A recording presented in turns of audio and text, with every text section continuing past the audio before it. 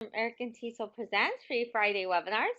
I'm your hostess, Shelly Sanchez Terrell, and we are in December, which means that for many schools all over the world, they will be celebrating different types of holidays or um, religious occasions, and schools will be on break. And if this is the case, or if later on you will be having a break, then we know how important it is to get students to stay motivated during that break. Often our students will get very tired or very excited about the holidays, and then during the holidays they may have a week or two off, and then when they come back it's hard to get them kicked into gear, get them energized, and to start switching the switch to learning. So I'm going to show you some fun activities or ways, motivating activities and engaging activities that will help your students to continue to learn, whether it be English, whether it be math, science, whatever area that you teach. And it's important because what happens is that many of our students during the break, yes, they need a holiday and they need time off. So do teachers. So these tasks aren't necessarily graded. They're optional, but I will show you motivational ways, or ways of motivating students to still want to continue the learning and to complete these tasks. And so you don't have to worry about grading during the break or necessarily spending too much time maintaining this, because you need a break. But during the break, many times our students might get into the rut of being on their mobile devices all the time, or watching TV. And so they may not be very busy. They may not keep themselves busy. And so you would be doing them a favor by giving them some ideas on what they can do during the break. So one idea is for them to take selfies or go on what's called Selfie Adventures. Now this might seem a little silly, but there is some learning involved with this. First of all, what we're doing is we're taking something that motivates them, a mobile device, and they're probably going to take lots of selfies during the holidays. So how can we tie that to learning? What I like to do, and you may have seen this in some of my other, if you've ever seen me do a keynote, or if you've ever seen me do another webinar, sometimes I've had this before, but it's this video that I really love. And what I do is show students this video, and then what we do is I ask them, okay, what are their favorite selfies that this gentleman, oh, sorry, I was putting in the link and it put the wrong link in there, but I asked him what is this, what's their favorite selfie video that this gentleman, Mr. Alex Chacon, takes. He has a 3-minute video. You can only show a part of it if you want, but you'll be able to show him traveling around the world. He even dresses in the traditional garb of the people and the cultures he surrounds himself with, him trying new things, adventures, really immersing himself and meeting new friends. And so after they see this, and the students usually get very excited about it, then I ask them to create their own selfie adventures. And so you can see part of what this looks like with teens. Maria Bosa, who's a teacher in Argentina, and she has a whole entire Padlet about this. Okay, and so you can see her turn. So what she did was she actually took a template that I have created that you can download for your students.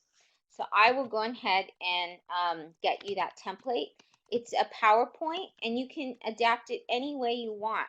So it could be that they do a selfie adventure with their favorite book. They could do it with a hero, a different perspective. They could do a selfie adventure with, for example, If you teach math with a geometric shape, or if you teach science, the stages of matter, they could take it with a place that they visit, a restaurant. It could introduce culture, food, something that they cook, their favorite activity, a pet.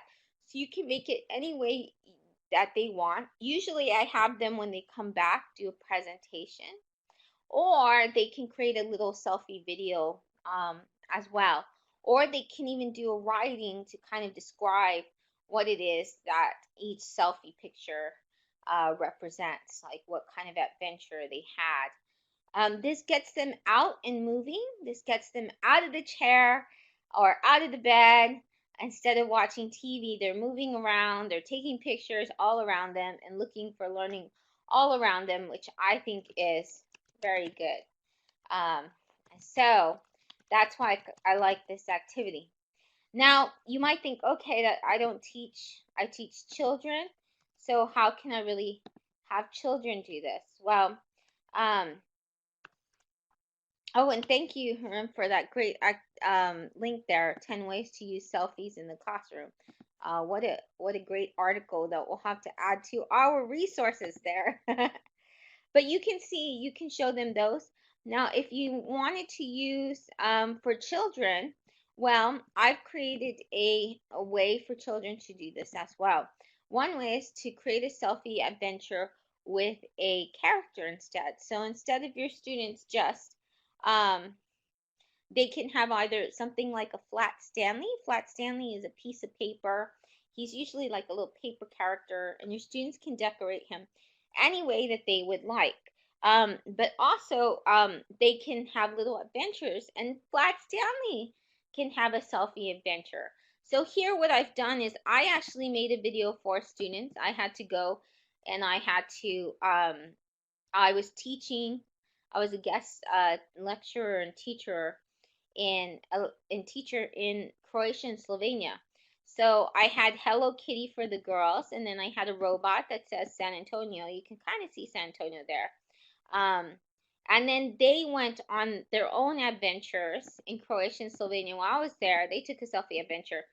And then it was a way for me to, I created little digital storytelling videos for that. And then what I did was I had them, I showed those videos, and then my students were able to see the selfie adventure the characters went to, and they really liked that. And that was a way for me to keep connecting with them because I was gone for so long, that I really wanted them to learn about the culture and learn different things. So I'm going to get you the YouTube video of those videos. They're kind of long. You don't have to do that. But your students themselves, they can either figure out, I mean, they can either take one of their favorite stuffed animals. Maybe they have like a little monito or a figurine, like a little G.I. Joe, something plastic or something.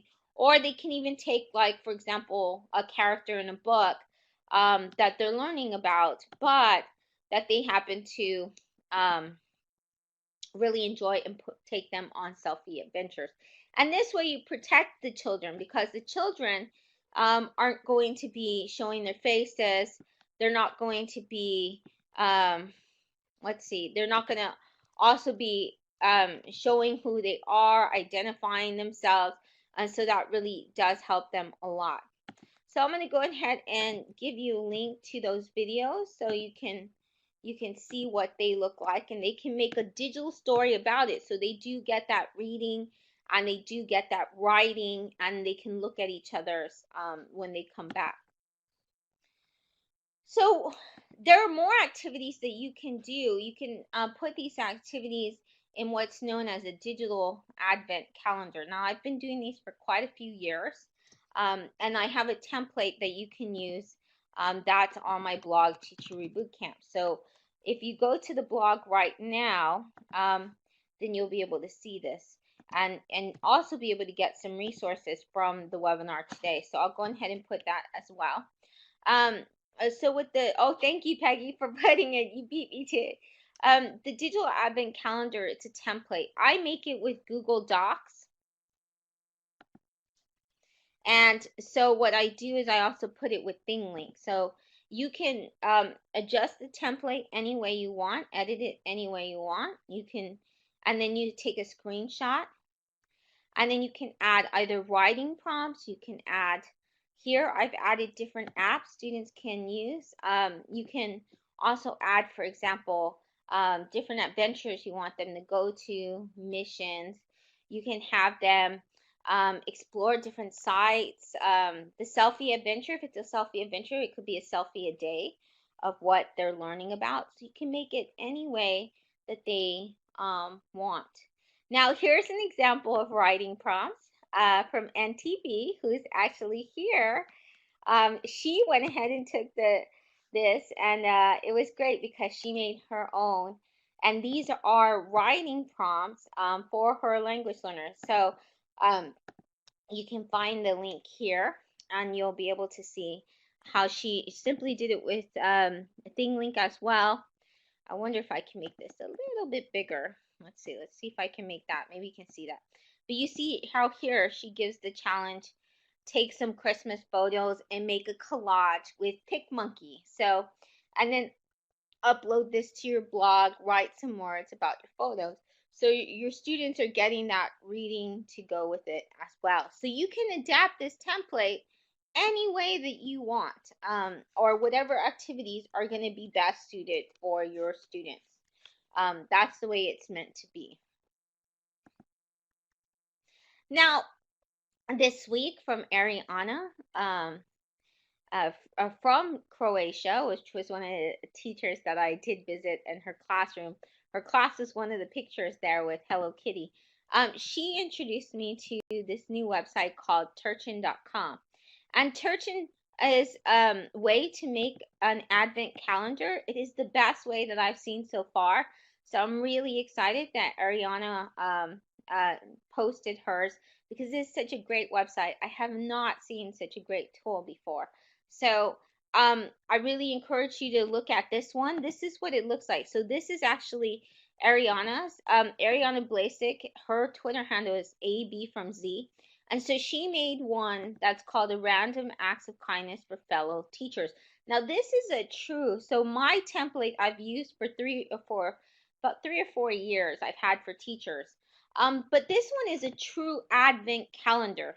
So each day you click on the actual day, number one, and it comes up with this beautiful graphic and scenery and brings out whatever that challenge or prompt or action is. If you want them to do a listening, let's say you want them to use a listening, you can do that.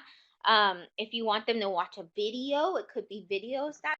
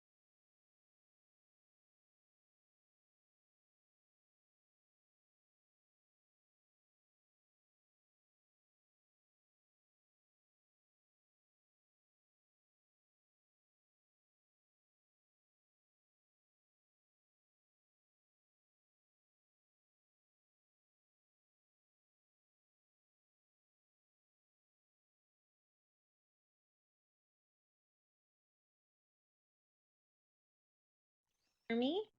I hope you can hear me now. Can everybody hear me? So I took off the webcam. Okay, great. Sorry about that. I guess our internet connection went off there. It happens during the holidays, unfortunately, whenever it gets cold here. So, I was talking about this advent calendar, and don't worry, the recording will still have all of this. So Ariana Blazek, you can see hers, you can access hers. This is actually the website that it comes from, the 020185 E5. Um, Unfortunately, it doesn't show like who wrote the calendar or anything like that. Um, but it is something that you can make. It's so beautiful. It's wonderful. And so I think it is a really good tool to try. Now, Turjun, I believe, is probably a German one because it has um, a German. So I think that's really good. So in the chat box, Herm asks, any free app or software which kids can usually use to edit selfies and or make video slides for presentation and learning? There's quite a few. So one of the ones that you can try is kazoa.com. That could be one to make slideshows online. The other one is for Pick Collage. So, I mean, Pick Monkey. PicMonkey is a good website as well that NTB had put in hers. I like a PicMonkey as well. I use something called Pixlr. Pixlr has online version, and it also has, it looks a lot like Photoshop, and it's free. And then on Pixlr you can also have the free online app, and it's very nice. And Avery is the other one I would recommend. So I think those are safe. You don't usually see anything crazy or um, that. I like Be Funky and some other ones too, but unfortunately, you do find some questionable material if you go to the where they have the public space. You can also do Yak It for Kids. Now that's only an app, but it's a really fun app. And I spelled that wrong, but it's Yak It for Kids. It's an iOS app. It's free. And that'll give where you can have multiple slides and stuff. So another idea to use with the Advent calendar is to have learning missions. Send students on learning missions. So don't tell them it's homework. Instead, tell them these are your challenges, these are your missions. And like Auntie B just put, her mission was, I mean, the mission for her students was to take a photo, make photo collage with Pick Collage, with Photo Monkey. So, I mean, Pick Monkey, sorry about that. So make it into a challenge or a mission. Um, because if you call it an assignment, then they're not going to want to do it. If they think it's extra work, they're not going to want to do it. But just giving them a mission or challenge can really help them with that. When you have a mission, it's important to give them a purpose. What are they going to accomplish? What is the grand purpose? Or what is the cool thing they're going to accomplish? And what is the situation? Give them a background story. Give them information. I make it up, but why it's so important to accomplish this mission. So, for example, here's an idea of one. This is for for teens, adolescents, older learners.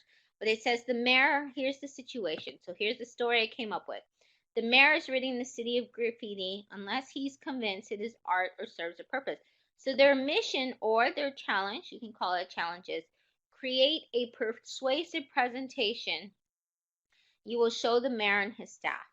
The presentation should include photos of the graffiti you want to keep, the location, and your reasoning and support. Now, a good tool to do this with, you can recommend some tools that they use, is Prezi. Okay, so yeah, that's a good point. So Christina says she doesn't even use the word homework with adults, and that's true because nobody likes homework. It's just one of those things you've associated with stress for a long time. So Prezi is a good way to do this. The other one that I recommend is VoiceThread. So I usually give students a way to be able to do this in multiple ways. Padlet is all purpose. It's on everything.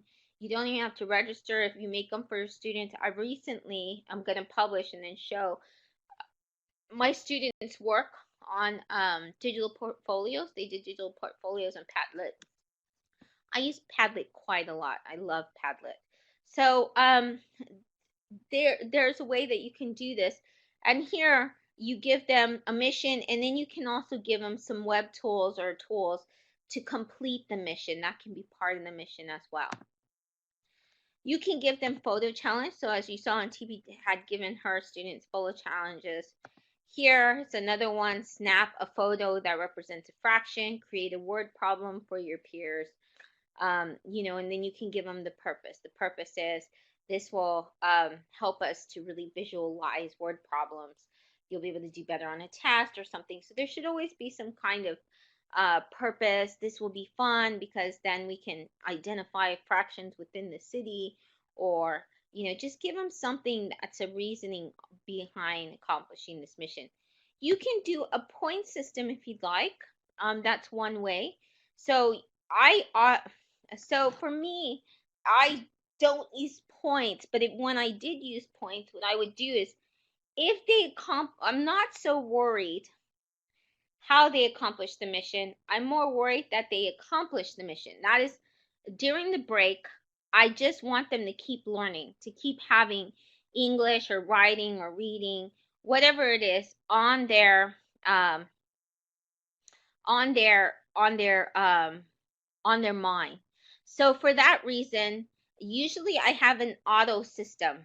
They fill out a Google form, they turn in the mission. That's how they can have their photos, everything turned into you. That's one suggestion. I do it with Google Docs, Google Forms, Google Spreadsheets. So Google Forms, they fill out a form, and every time they accomplish something, they just turn it in the form. The form goes to a spreadsheet, and the spreadsheet automatically calculates everything for me. As long as they turned it in, they get the points. And then I have sections for the different ways. They have to provide evidence. They have to provide the photo or the written reason. I don't even check the grammar at that point or anything, because it's not a graded assignment. It's just getting them to keep reading, writing, listening, and doing all of that. That's all I want them to do in the 2 weeks. So that's how I do it. I do it on Google Forms, and then I have everything in a formula with and I also use something called Formule. So it's Google Form and Formule, because as soon as they accomplish it, what happens is that it'll automatically send them an email that gives them a badge for it. So I rather use badges, and we'll talk about badges in a little bit. But that's what I use instead of a Google. Instead of just doing points, I try to use badges. If it's automated like that, that means that you don't have to spend all this time grading. Instead, you're just making sure that they turn it in. That's it. And that they're getting something, some kind of recognition or feedback for that, even if it's automatic. The other is you can have an Instagram account for older learners. This is better than having an Instagram hashtag. So yeah, that's a good idea too. Herm says you can create a group on WhatsApp and share it. Yeah, because it's a private platform, so your students won't be showing this in the world and everything like that, and whatever's on there is what they see. And the same thing with an Instagram class account. So if they're looking at your class account, it's only what you're posting.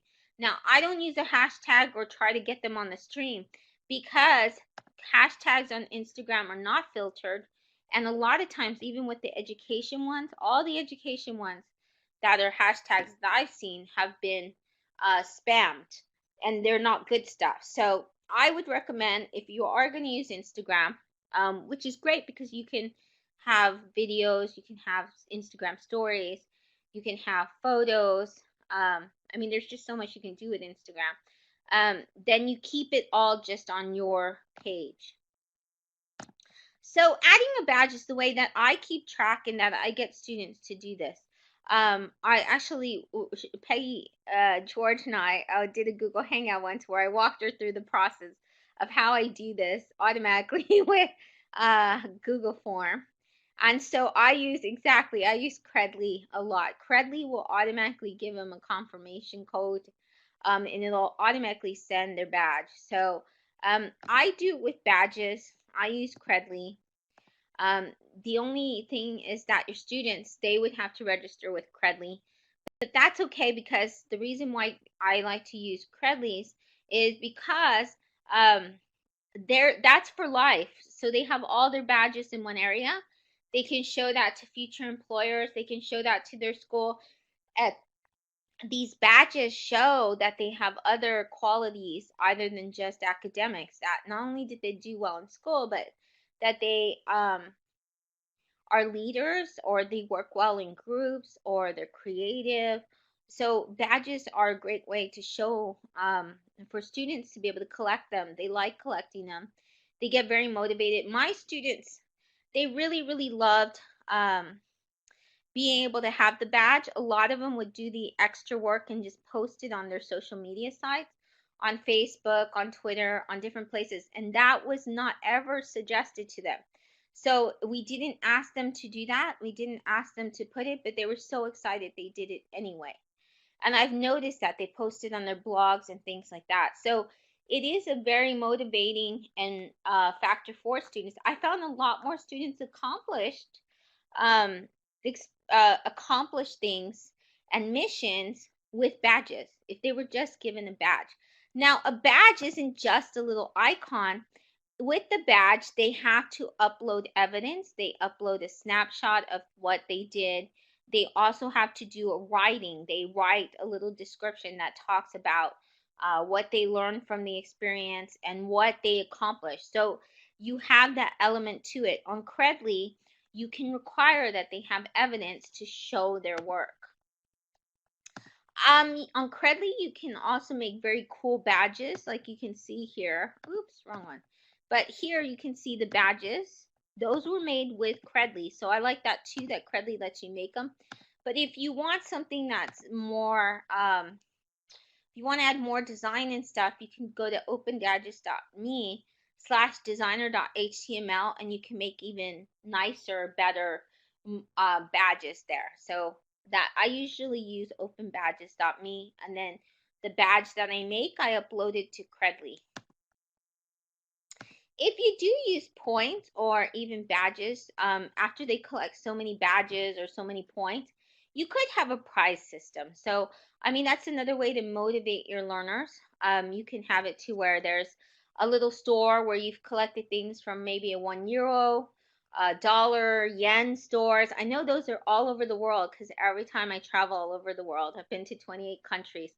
Um, I visit these stores, and that's where I get a lot of gifts for the 30 or 40 family members I have. So one of the things I like to do is I so if you do go, you can find a lot of really cool stuff. What you can do is your students, I remember when I was younger, this is actually an idea from my kindergarten teacher. With so many points, we were able to get things. And I remember one year I was able to get a goldfish. I That was such a great prize that I really, really enjoyed and liked. And I still remember years later, I'm definitely, years from being in kindergarten. So you can do that with your students too. They may be certain things that they want to get. So you could have like a little prize system or something that they get. Um, some teachers don't agree with that, but that's just another suggestion. Nowadays, I just do the badges, and that's pretty good. You can have your students go. One of the activities they can do in the advent calendar and they can do is called Geo Caching. That's all over the world. In fact, if you go to the Geo Caching site, you do have to log in, but you can do it even with Facebook. But if you do it yourself, you're going to see all around your area there are little treasures that people have hidden, and you get the longitude and latitude, so it's like math and geography as well. You get the GPS, and then you're able to try and locate that little treasure, and then you just sign a little form saying that you found the treasure. You can leave something, but it's just a cool, incredible experience. I've done quite a few of those. This is what it looks like. So this, sometimes they're behind trees. Once with a friend, I had to climb up this big sculpture in San Antonio to find this little tiny box here. So I got this little box. Sometimes it's a film canister or a little box. They don't all look the same. Sometimes they're much bigger than that. This one is only about half an inch tall. And so this was some of the treasures that we found. We found like a little flower, coins from that area. And this was a little scroll where you actually wrote your name and said that you found this little treasure that. And then you can, even if you have the app, which is free and which is on Android and iOS devices, or even Windows, or even Kindle Fire, then um, you're even able to document that online, and you're able to write something of, you're able to see clues and things like that. So it's really, really nice. It's a cool way to learn. Um, it's great for CLIL, content language integrated learning, but it's also does have that reading and writing, because you read clues, and then you also have to try and figure out how aware this is, and it can be challenging. They have quite a few levels, so they have the beginner ones all the way to the difficult ones. I still try to stick with even though I've been doing this for a while and I've found like over 20. Um, I only do the beginners or the middle, because I still think the other ones are very difficult. If you happen to be in virtual worlds, let's say you do Minecraft, let's say you do Second Life, or Moshi Monsters, or one of the many, many virtual worlds out there, then you can organize a virtual event. These are some of the ones I've done in the past. When we were in Second Life, we would go scuba diving. So we would just have these random virtual field trips. And you can do that with your students too. You can just list and say, hey, we're going to go over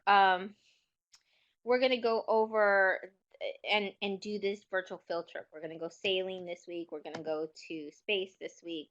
We're going to, see a rocket. We're going to have a discussion. So depending on your virtual world, or if you're connected to one and your students are too, then these can be fun little adventures you do together in virtual reality. So that could be very, very cool. If you want your students to continue learning, they need an online community. That online community could be something like Google Classroom, Edmodo, Schoology, WhatsApp, like Karim had said, a WhatsApp group, Moodle, EduBlogs, Instagram, a private Facebook group. There's another where you can have, there's one called eslplace.com, which is basically it's basically um, a Facebook for language learners. So, and it's free to sign up and stuff, but it's educational Facebook place. So eslplace.com could be another one, but have a place where your students can get together. A blog, it could be a blog, edublogs, kid blog. But these places make it to where your students will often just do things. Yeah, exactly, Camille. Also WhatsApp, where your students will want to connect with each other, because a lot of times they'll get bored. They may have friends. And so that's a place that they can go, and they can post their challenges, post their badges. You can make it free. It's not mandatory, of course. None of this is mandatory. If they don't get punished if they don't do it, but if they want to do it, then it's there for them. This is what the WhatsApp looks like. This is actually from a teacher in Venezuela named Johannes Rojas. And so that's what he does with his teens. He's showing you here his his WhatsApp group, and how his students constantly talk to each other all the time now, whether they're in class or anything like that. And then that's it. So you can find a lot of activities at shelleytarot.com/December, or you can go to Teacher Bootcamp, and then I'm going to actually give you a Teacher Bootcamp. You can go where it says December, and then if you do a search for December, then you're also able to find many of these activities. So you can definitely look at the blog, and then you can find all of the resources that go back to them. Question was asked, teach physically challenged students. So if you are teaching physically challenged students, that's a good point. Just make sure that the missions you have are ones that missions that they can accomplish too. So you might want to put some accommodation. Taking the pictures, I think, will be fine, because a lot of them should be able to have different ways of taking pictures. You can use a lot of sites or web tools that are friendly for physically challenged students and learners. I know, for example, the book creator one, making a game, like using TinyTab or making a book. So if they do something like TinyTab or they make a book with Book Creator has things for different types of learners with needs. So as long as you have an accommodation for them, then they should be able to accomplish the challenges. But that's really good that you okay, then that's okay. So if you're not allowed to use technology, then sometimes what I do is you can get them to do things where they draw. I've had students do that where they draw for digital story or something like that, and then I scan those and I add that to their then I add that online. I'll add it to something like earlier Peggy George mentioned where you can turn in things through a Padlet. So that's something that I do. I'll add all their stuff on one site. So if they do any kind of photos and can turn them into you, if they do any drawings, if they do any writing, then I would suggest scan that and then add that to a Padlet. And I actually have a Padlet where I did that with all of my students in they can even make movies with their own digital cameras, things like that, and then they turn them into you somewhere. Either email them or get them to you somewhere, and then you can put it online for them if that's allowed. So thank you so much. I'm going to end the recording because it's gone a little over. But have wonderful, happy holidays. And we will see you next week when we talk about listening.